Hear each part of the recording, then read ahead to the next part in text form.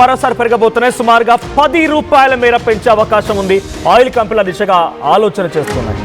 ఒకేసారి గనక ధరలు పెంచితే ప్రజల నుంచి తీవ్రమైన వ్యతిరేకత వస్తుంది కాబట్టి 2-3 దశల్లో భాగంగా ఈ ఆయిల్ ధరల్ని పెంచే అవకాశం కనబడుతోంది. అయితే middle eastern countries Iran America మధ్య యుద్ధంతో అంతర్జాతీయంగా క్రూడ్ ఆయిల్ రేట్ కూడా పెరుగుతోంది. అయితే నష్టాల్ని భర్తీ చేసేందుకే రేట్లు పెంచుతున్నామని ఆయిల్ కంపెనీలు చెప్తున్నాయి. అయితే 3 రోజుల కిందటే 3 రూపాయలు పెరిగేది 110.86 రూపాయలు పెట్రోల్ పైన, 108.36 రూపాయలు డీజిల్ పైన. ఇప్పుడు ప్రస్తుతం రేట్ ఈరోజు హైదరాబాద్లో ఉంది.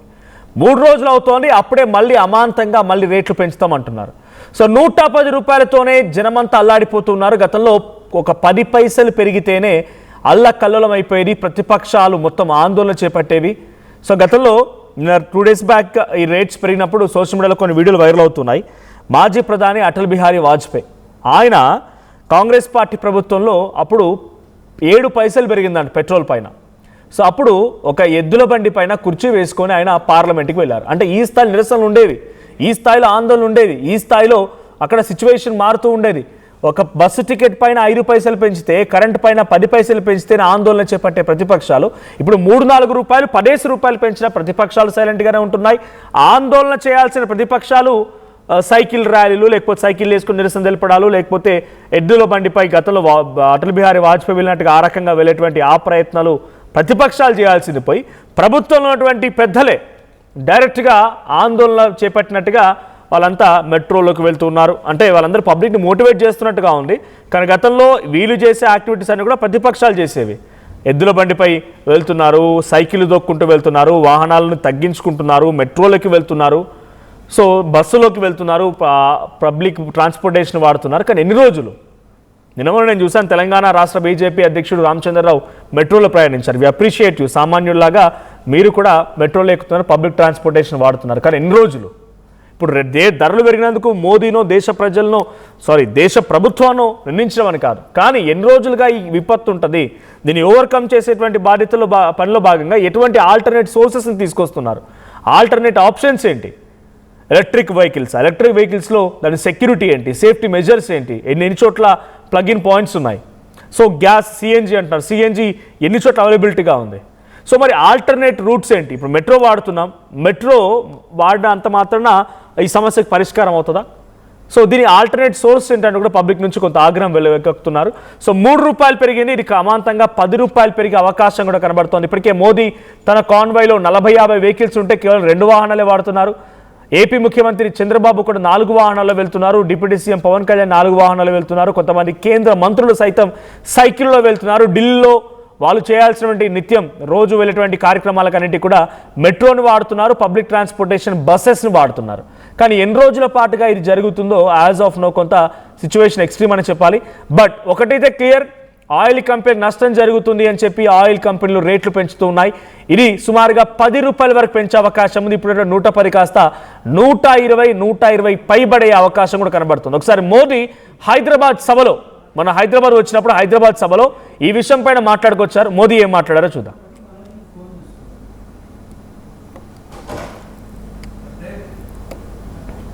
आज जो संकट है उसमें हमें विदेशी मुद्रा बचाने पर भी बहुत जोर देना होगा, क्योंकि दुनिया में पेट्रोल डीजल इतना ज्यादा महंगा हो गया है, पहले से कई गुना ज्यादा कीमतें बढ़ गई है.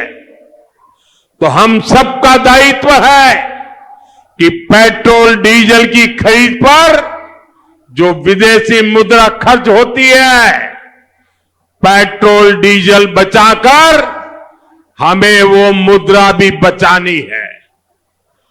साथियों, आज जो संकट है उसमें हमें विदेशी मुद्रा बचाने पर भी बहुत जोर देना होगा, क्योंकि दुनिया में पेट्रोल डीजल इतना ज्यादा महंगा हो गया है.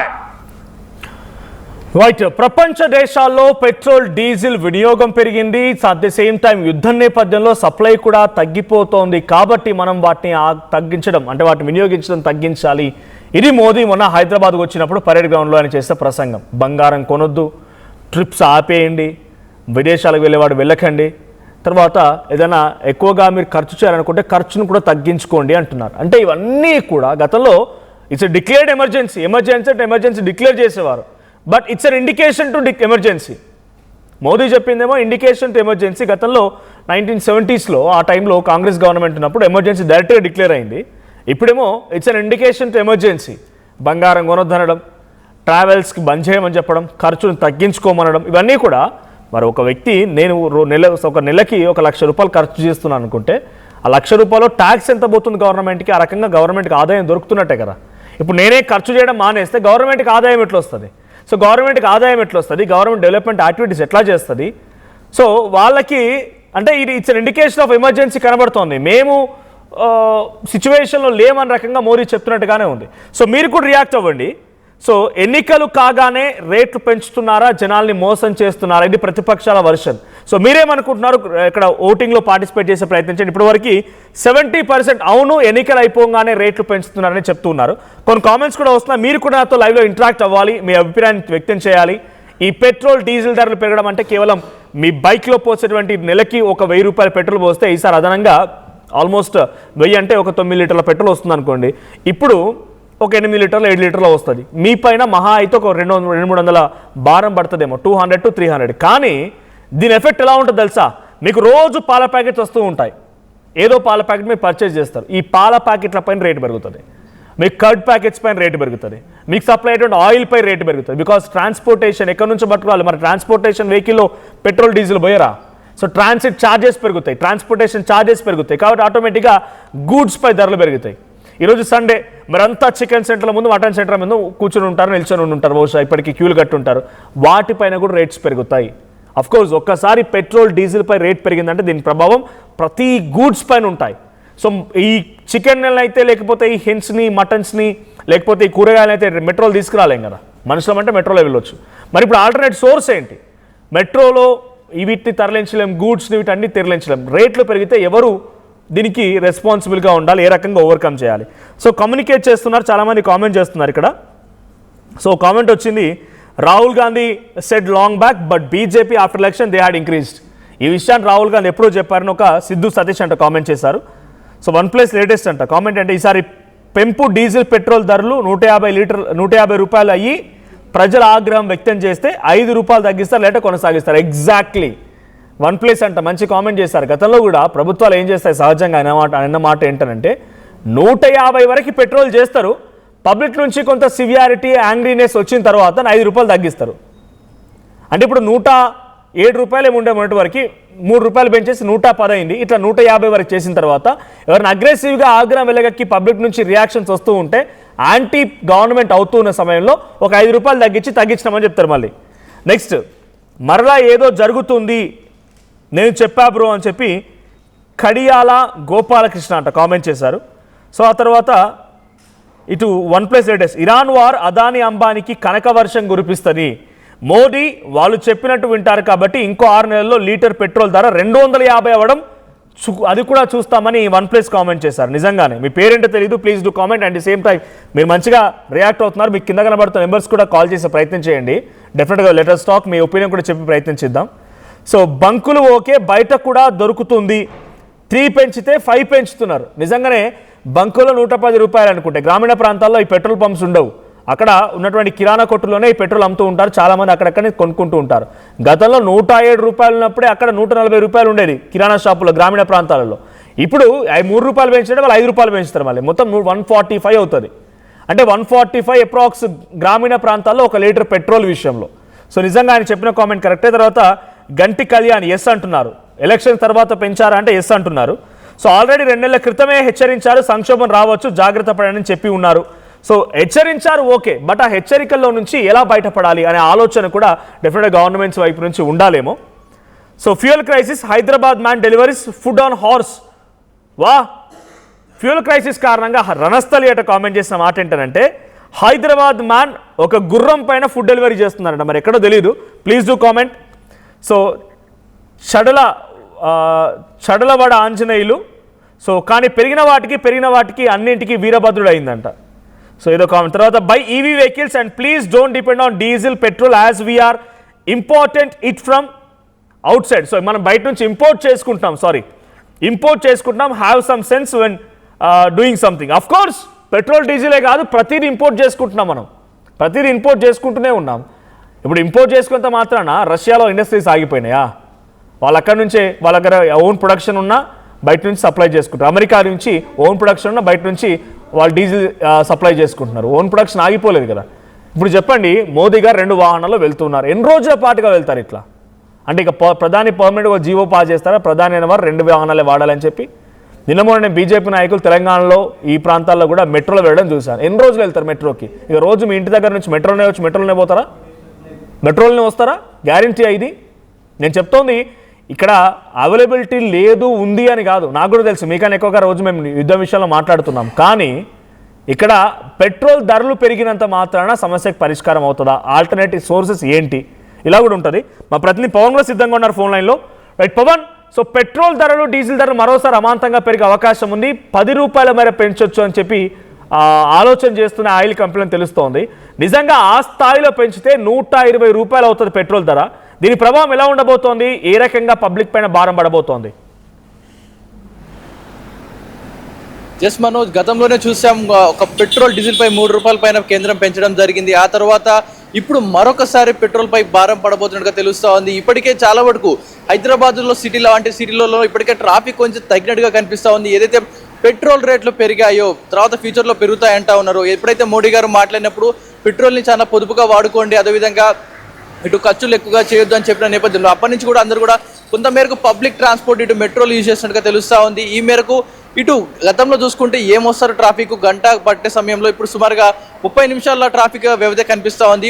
ఇప్పుడు కూడా బంక్స్లలో అంత రద్దీ కనిపించడం లేదు. పెట్రోల్ పై చాలా వరకు రేట్లు పెరుగుతూ ఉన్న నేపథ్యంలో అందరూ కూడా ఆల్టర్నేట్ వేస్ చూసుకున్నట్టుగా తెలుస్తూ ఉంది. ఇటు పెట్రోల్ మీరు కేంద్రం రేట్లు పెంచుకుంటూ పోతూ ఉంటే మీకు కూడా ఆల్టరేషన్గా వాటిని మలుచుకునే అవకాశం ఉన్నట్టుగా తెలుస్తుంది. ఎందుకంటే మధ్యతరగతి కుటుంబాలన్నీ కూడా ఒక రూపాయి కూడబెట్టుకుంటూ ఉంటారు. ఇక్కడ మిగిలిన రూపాయి వేరే దగ్గర ఖర్చు పెట్టుకోవడానికి, ఇంట్లో వారి నెలకరి ఖర్చులకు కావచ్చు, మిగతా ఖర్చులకు వాడుకుంటారు. ఇప్పుడు ఈ భారం ఏదైతే ఉందో ఇంట్లో పడకుండా ఇటు 2 వీలర్ మీద వెళ్ళేవారు ఇద్దరు కలిసి ఒక బండి మీద వెళ్ళడం, లేకపోతే పబ్లిక్ ట్రాన్స్పోర్టేషన్ వాడడం, ఇలా వారి జీవన శైలిని మార్చుకుంటున్నారు పెరుగుతున్న రేట్లు బట్టి. మన ప్రస్తుతం ఒక పెట్రోల్ బంక్ దగ్గర ఉన్న ఇప్పటికీ సుమారుగా నార్మల్ డేస్లో అయితే ఈ రద్దీ కొనసాగించేది మొత్తంలో మనం చూసాం.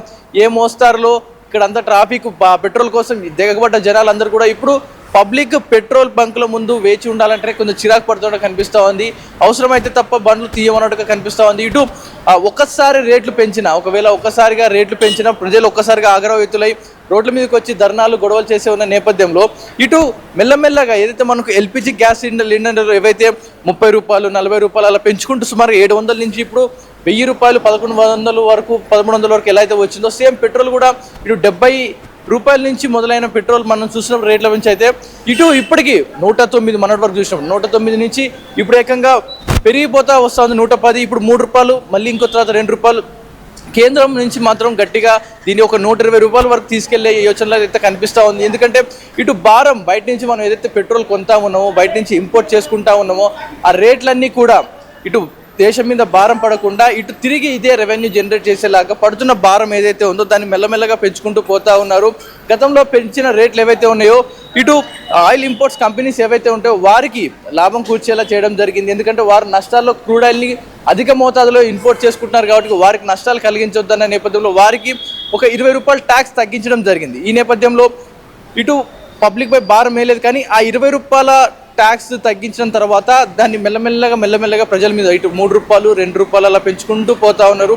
మెల్లగా 20 రూపాయలని కూడా ప్రజల మీద భారం వేసేలా కనిపిస్తూ ఉంది. ఇటు స్విగ్గీ జొమాటో ఏవైతే మనం వెహికల్స్ చూస్తా ఉన్నామో అందరూ కూడా ఈ వెహికల్స్ని నమ్ముకొని ట్రావెల్ చేస్తూ ఉంటారు. అందరూ కూడా వీటిపై ఆధారపడి ఉంటారు. సో బ్రదర్, పెట్రోల్ రేట్లు సుమారుగా మన 3 రూపాయలు పెరిగింది, ఇప్పుడు మళ్ళీ ఇంకొక 3-4 రూపాయలు పెరిగే అవకాశం ఉందంటారు. ఏం చెప్తారు దీని నుంచి? ఏం చెప్తామంటే రైడర్స్కి అయితే ఇబ్బంది బాగా, వాళ్ళు ఏమైనా హైట్స్ ఇస్తే మంచిది. ఇంతకుముందు పెట్రోల్ కొట్టించడం 2 లీటర్లు వచ్చేది, ఇప్పుడు ఎలా ఉంది అంటారు? పెరిగినప్పుడు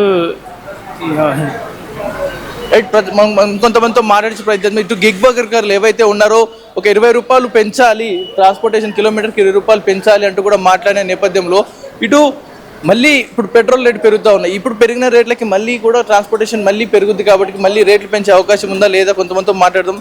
బ్రదర్, మీరు డైలీ पेट्रोल में तिरुता ఉంటారు. सो रेट पेट्रोल प्राइसेस बड़ा ज़्यादा हो गया ना, उससे क्या बताते हैं डेली? मतलब अभी तक पहले तो थोड़ा मतलब सही था, बहुत मतलब बहुत ज़्यादा हो गया, मतलब 120 मतलब हमारा जैसे हम लोग पर किलोमीटर का हम लोग को तो पैसा नहीं देता है, 7-8 रुपये मिलता है. ऊपर से ये अभी पेट्रोल रेट पे ज़्यादा हो गया. मतलब वही इतना भी होना नहीं चाहिए कि मतलब पूरा 110 से 115 होने से अच्छा होता है. ये तो पूरा बहुत बहुत मतलब हम लोग जितना स्विगी राइडर का उन लोग का भी मतलब और क्या बोल सकते हैं. మనం చూస్తాం పెట్రోల్ రేట్లు ఇక్కడ ప్రస్తుతానికి ఒక రేట్ ఏదైతే మనం చూస్తామున్నామో ఒక డెన్సిటీ ఒక ఇది పవర్ పెట్రోల్ సుమారుగా 120 రూపాయలుగా కనిపిస్తుంది పవర్ పెట్రోల్ ధర. మరి ఇదే విధంగా గతంలో పవర్ పెట్రోల్ 110 రూపాయలుగా ఉండేది, 110 నుంచి 112 రూపాయలు ఉండే పవర్ పెట్రోల్ ఇప్పుడు ఏకంగా 120 రూపాయలకి చేరుకోవడం జరిగింది. ఒక్కొక్కటిగా రూపాయి 2 రూపాయలు అలా పెంచుకుంటూ కేంద్రం వారైతే 20 రూపాయలు రాయితీ ఇచ్చిందో ఆ 20 రూపాయలని మెల్లగా ప్రజలకు అలవాటు చేసేటట్టుగా కనిపిస్తూ ఉంది. ఇక్కడ మామూలు పెట్రోల్ ఇప్పుడు ప్రస్తుతానికైతే మొన్న పెరిగినప్పుడు 107 నుంచి 108 రూపీస్ ఉండేది, 3 రూపాయలు పెరిగిన తర్వాత ఇప్పుడు 110 రూపీస్గా నమోదయ్యడం జరిగింది. మరి ఈ రానున్న 2-3 రోజుల్లో ఒకవేళ మళ్ళీ ఈ వీక్లో పెట్రోల్ రేట్ కనుక మళ్ళీ పెరిగితే కనుక అది 113, మిగతా కొన్ని అదర్ స్టేట్స్లో ఇంకా 115 వరకు వెళ్ళే అవకాశం ఉంది. ఆ స్టేట్ ఏదైతే ఆ ట్యాక్స్ విధిస్తూ ఉందో దాన్ని బట్టి ఇంకా రేట్ పెరిగే అవకాశం ఉంటే తెలుస్తూ ఉంది. ఇటు ఒక్కసారిగా 3 రూపాయలు పెంపు తర్వాత మరొక 3 రూపాయలు కనుక పెరిగితే మొత్తం ఇటు ఫుడ్ క్రైసిస్ వచ్చే అవకాశం ఉంది. ఎందుకంటే మొత్తం ట్రాన్స్పోర్టేషన్ మొత్తం కూడా పెరిగిపోతుంది కాబట్టి ఇప్పుడు ఆల్రెడీ మనకు ఎల్పిజి షార్టేజ్ వల్ల బయట టిఫిన్ రేట్స్ అన్నీ కూడా పెరిగిపోవడం జరిగింది. సుమారుగా 30 రూపాయలు ఉన్న ఒక idli cost, plate tiffin cost ఇప్పుడు 50 రూపాయలు 70 రూపాయలకి వెళ్ళిపోవడం జరిగింది. ఇప్పుడు కనుక ఈ పెట్రోల్ రైజెస్ మళ్ళీ కనుక రేట్లు పెరిగితే ఆబ్వియస్గా ట్రాన్స్పోర్టేషన్ పెరగడం వల్ల ఇటు సుమారుగా ఒక ప్లేట్ ఇడ్లీ 100 రూపాయలకు వచ్చే అవకాశం తెలుస్తూ ఉంది. ప్రస్తుతానికైతే అందరూ కూడా పెట్రోల్ బంక్లలో కొంచెం రద్దీ తక్కువగా కనిపిస్తూ ఉంది. అందరూ కూడా వారి ఆల్టరేషన్ వేసి చూస్తున్నట్టుగా తెలుస్తూ ఉంది. ఇటు మెట్రోలు బయట ఎలక్ట్రిక్ బస్సులు ఎలక్ట్రిక్ కార్ల వైపు అందరూ కూడా మగ్గు చూపిస్తున్నట్టు కనిపిస్తూ ఉంది. ఇప్పటి వరకు పెరిగే రేట్లు బట్టి ఏదైతే ఇంకా రానున్న రేట్లు పెరుగుతూ ఉన్నాయన్న అంశంపై ప్రతి ఒక్కరు కూడా కొంచెం అప్రమత్తంగా ఉన్నట్టు తెలుస్తూ ఉంది. Manoj, thank you Pavan. So మొత్తంగా పెట్రోల్ డీజిల్ ధరల పైన అమాంతంగా మరోసారి 10 రూపాయల వరకు పెంచే అవకాశం కనబడుతోంది. సో దాన్ని విడతల వారీగా ఆ రకంగా పెంచే అవకాశం ఉంది. ఇక్కడ మనం ఒక ఫోటో చూస్తున్నాం. ఇందాక ఒక కామెంట్ చేసినటువంటి ఫోటో తర్వాత నేను గూగుల్లో సెర్చ్ చేశాను, ఇస్ దట్ ట్రూ అని చెప్పి. ఇది చాలా ఓల్డ్ ఫోటో, బట్ చూడండి, out of fuel Zomato agent uses horse to delivery food. హైదరాబాద్లో జరిగింది ఇది. Zomato delivery boy petrol prices అనేది పెరగడం కానీ అక్కడ అందుబాటులో లేకపోవడంతో గుర్రం మీద వెళ్ళి జొమాటో డెలివరీ ఇచ్చాడు.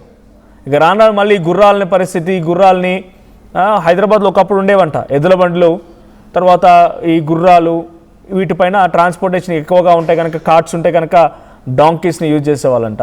సో మరి ఇప్పుడు ఇటువంటి కొన్ని ఆశ్చర్యమైనటువంటి సంఘటనలు మళ్ళీ పునరావృతం అవుతున్నట్టే కనబడుతోంది. ఏదేం జరిగినా పెట్రోల్ ధరలు ఈ మాత్రం ఇంత అధిక మొత్తంలో పెంచడాన్ని ప్రయాణికులు కానీ నిత్యంగా రోజు వెళ్ళేటువంటి సామాన్య జనం కార్లో కానీ బైక్స్లో కానీ పెట్రోల్ కొట్టించేవారు, డీజిల్ కొట్టించేవారు కొంత ఆగ్రహం వెలగక్కుతున్నారు. బట్ ఇది ఎన్ని రోజుల వరకు ఉంటుంది? వన్స్ ఒక్కసారి మనకు తెలిసిందే, ఒక్కసారి ధరలు పెరిగితే పెంచుతారు కానీ తగ్గినంత మాత్రం తగ్గించారు. ఈరోజు క్రూడ్ ఆయిల్ బ్యారెల్ ధర $109 ఉంది.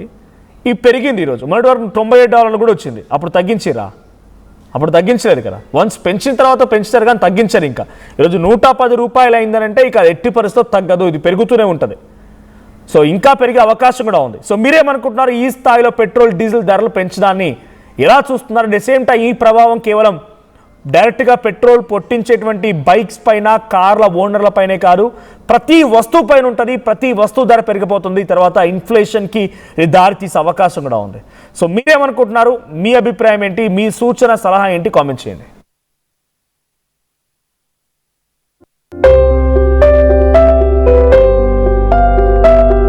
చిన్న చిన్న ఆనందాలు 35 ఏళ్లుగా నా జీవితంలో లేవు. 35 ఏళ్లుగా నేను డైపర్లలో బ్రతికాను. 6 సెంటీమీటర్ల ఫిస్టులా నా మూత్రాశయంలో లీకు కారణమైంది. ఎవరూ నాకు సహాయం చేయలేకపోయారు.